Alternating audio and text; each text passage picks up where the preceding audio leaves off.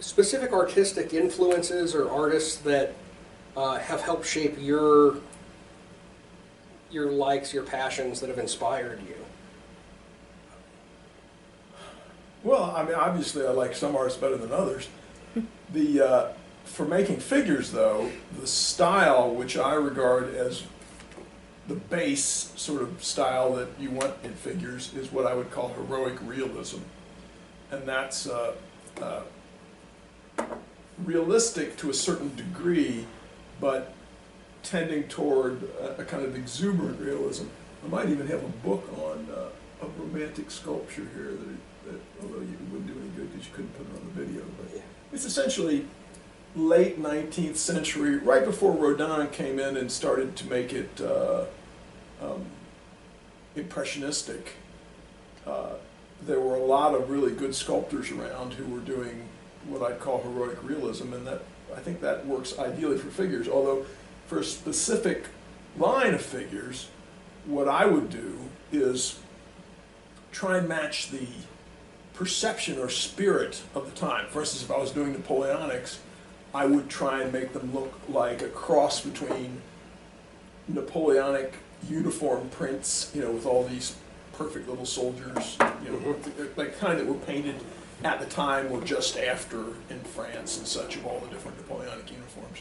Cross between that and the heroic paintings, you know, of the period, the retreat from Moscow and things, and that thing. For World War II figures, I went with, when I did the Fox figures, I went with sort of World War II propaganda posters. I mean, that on both sides, both the German and the American. It's, you know, they're not, if you took a photograph of actual soldiers in the field, it would look like one thing, and then you look at the guy on the poster, and he looks like something a bit different. And I kind of went for an idea between those two to give you that impression of World War II, rather than sticking with just one thing. And you know, for fantasy, there's artists. You know, like I said, I like the illustrations that were done in those colored Andrew Lang colored fairy books. I like Howard Pyle's illustrations that he did for Robin Hood and for the Arthurian legends. Several other people that worked on the Arthurian legends that did those.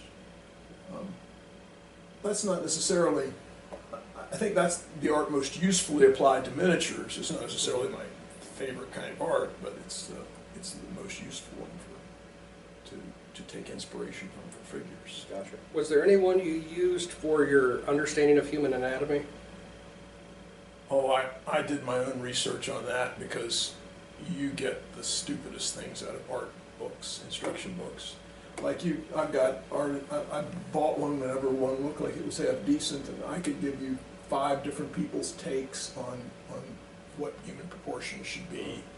And none of them are true. They're all some system that somebody thought up out of his own head based on his impressions. I'd much rather look at actual statistics of human populations and then extrapolate my own style from that, rather than just simply receive one. Like, for example, a lot of these older ones from the 19th century you see call for a human to be 8 heads tall, you know.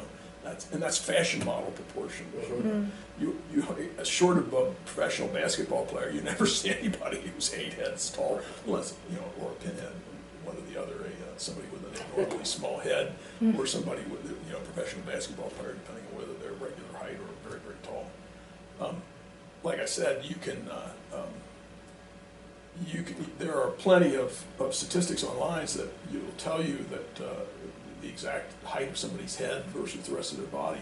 I found a website that did, I think they did the Dutch, the Italians, and who else did they do? It was in the Spanish. And Swedes, Dutch, Italian, Swedes. And they'd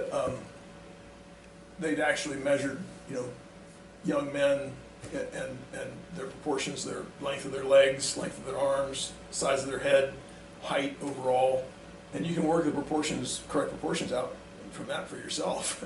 And it's, like I said, it doesn't correspond to anything you get out of an art book. as far as how anatomy goes together and how it moves, that's a lot of study, because the human body has lots of different kinds of joints in it, and they all move in different ways. Probably the hardest one to understand is the shoulders, and the way the muscles in the shoulders and the way the collarbone interacts with the, I mean, it's a moving joint that you know, that goes around. It can go back, it can go forward, it can go up. By comparison, the hinge joints and the ball and socket joints in the legs and arms are relatively easy to understand. Although I wrote an online thing about this, about the most common anatomical mistakes you see in figures, and one of the most common is the arms, because people don't realize when your arm's extended and you've got this pocket in the middle of your arm, it's about halfway between here and here. But that's not the halfway point of your arm, because the bone actually rotates around the end of your arm. So when you move it like this, the distance from here to here is now the distance from here to there, not here. So if you keep this, you know, if you make that your proportion, then your arm is way too short or too long. This part gets too long, and then your hands out past it, so you get these incredibly long forearms on figures, and it's so common that you see it. It's one of the reasons why people think that having a pre-made framework to work off of, a matrix or an armature, will sort out the proportions, but it won't, because you know, if you bend a wire, it bends in the middle. It doesn't rotate around the end, so it'll actually put the arm in the wrong place when you bend it to 90 degrees. But I guess it doesn't matter anymore, because if you're sculpting them with a computer program, it fixes that for you. Now, I have very mixed feelings about the computer program. On the one hand, like I said, it doesn't give me any feedback that I like, and feels limiting to me. But on the other hand, you know, the problem is that you may have great imagination, you may have a great idea about a figure that you want to make, and it's in your head, and you've got this marvelous idea, but you don't have the practice and skills to bring it about. Then the computer program's great, because you know, it'll fix all the problems with proportion and such that you would have trying to learn. And having learned that, the computer program will automatically, but I think the design, ultimately, decisions about the design is ultimately the more powerful of the two. The actual sculpture, the technical part that I'm good at, is really, it adds to it and can emphasize the design and add power to it, but it's not the fundamental thing that makes a sculpture good. It's the design choices, I think, that do that. And you know, there's kind of a proportion to them, I guess. Yeah, you know, I wouldn't disagree with that. They're if you don't have enough technique and you've just got an idea, it can come out being a caricature or something. But if you just have technique and you don't have an idea, you know, it's what a lot of people say my stuff is tedious or boring or something. But my attitude is, you know, I think I design, when I'm making wargaming figures, I design for a unit. The unit is the sculpture, not the individual figure. And just as you can't have everybody in a chorus line doing their own dance, you know, you can't have everybody in a unit being a distraction because of some extravagant pose, you know, where they're out there doing a superhero jump into the air or something. Yeah. There's got to be people who are in the chorus, and then you got a guy in front who's doing the, you know, waving his arm about and such. And I would suspect a lot of that comes from, you know, your earlier experiences in the hobby were with tabletop wargaming. Right. Which is, fortunately for me, where mine started, so I think we're on the same page with a lot of that. But yeah, then you have people who are more into the RPGs or skirmish type games, and they're not so much looking for rank and file troops. Right. Or they're just painting figures. Yep. Which there's nothing wrong with. So. No. That's become, I actually predicted that, but I was ahead of the curve. When I started making the dioramas for Thunderbolt Mountain, I'd noticed that people were just buying figures to paint them. And so I started making the dioramas for those people, but there weren't enough of them at the time. They still sold through the Rawcliffe, but they weren't, you know, if they were remade now under modern standards and auspices, they'd probably do a lot better. Does sculpting bring you joy, the act of it, Oh, yeah. Yeah, well, I do it even though I don't really care about getting paid for it. You know, it's been very fortunate. How many people can say their whole life they've worked at something that they would do even if they didn't get paid to do it? Mm-hmm. Do you find it relaxing, or does it, you know, so like there are some of us who will, you know, I enjoy painting, but for me it's all on the back end. Once it's done, I feel better about it. The act up from after I start to right before it's finished, there's this period of anxiety where it's not the way I want it to look. Are you able to envision the end sculpt and enjoy the whole process?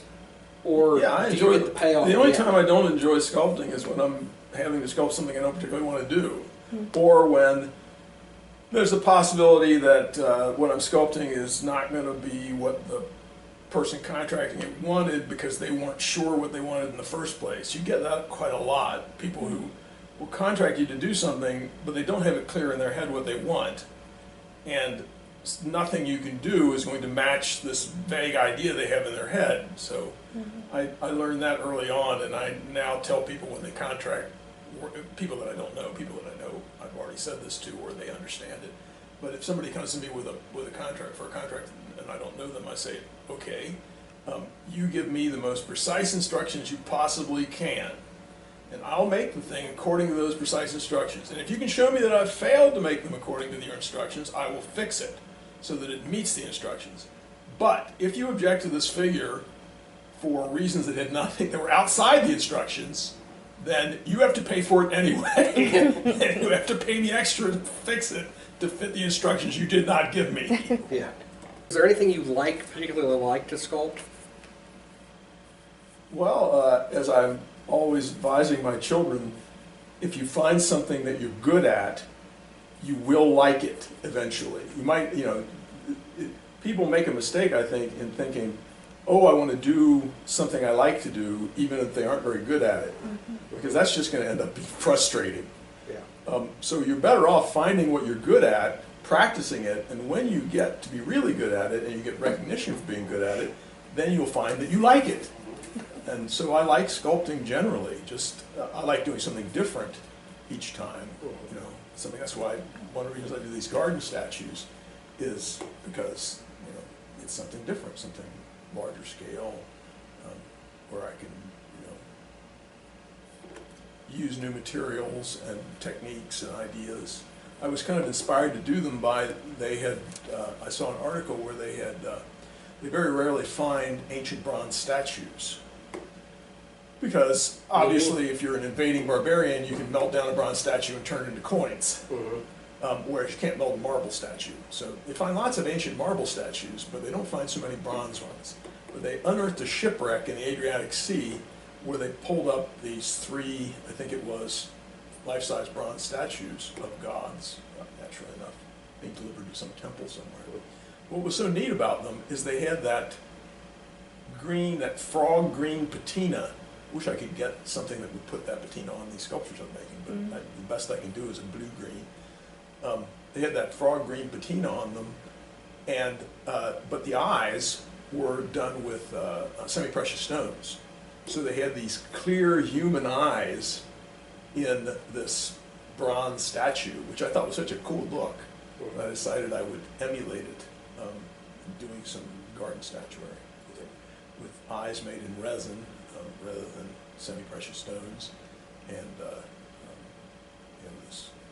First I experimented with a base of foam and paper mache, but I found out that no matter how many coats of epoxy resin you put on a figure, paper mache still draws water. And in the winter that water freezes. And when that water freezes, it cracks the statue. So now I have to use this relatively expensive stuff called feather light epoxy, which is really nice.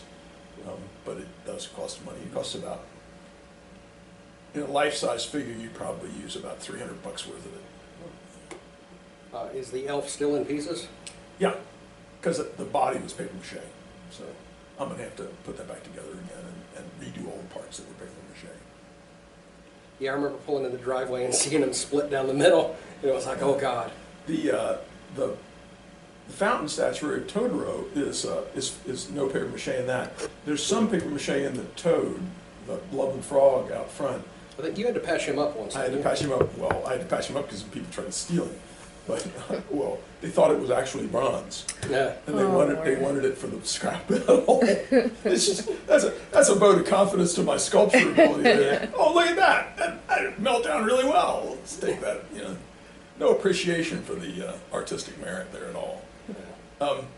So they tore out the back of it when they found out it was a full fluff. They went, "What the heck?" And they tried to hook something to it to lift it off because the concrete base on it weighs about 150 pounds, Jeez.